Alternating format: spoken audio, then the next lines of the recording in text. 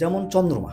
হুম, চন্দ্রমা তো চন্দ্রমা হচ্ছে আমাদের মনের কারক, আমাদের ডিপ্রেশনের যে মেন গ্রহ সেটা হচ্ছে চন্দ্রমা।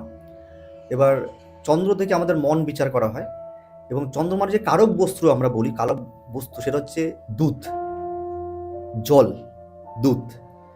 এবার যদি চন্দ্রমা জন্মছকে খুব ভালো জায়গাতে বসে আছে, মানে কারণ উচ্চ রাশিতে বসে আছে, উচ্চ রাশিতে বা খুব ভালো প্লেসমেন্টে বসে আছে, সে তোমাকে দেওয়ার জন্য বসে আছে।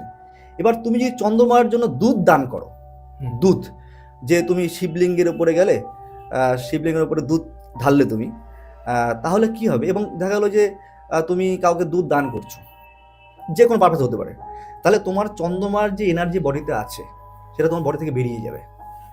তার মানে তোমার এই দানটা তোমার জীবনের ক্ষতির কারণ হয়ে দাঁড়াতে পারে।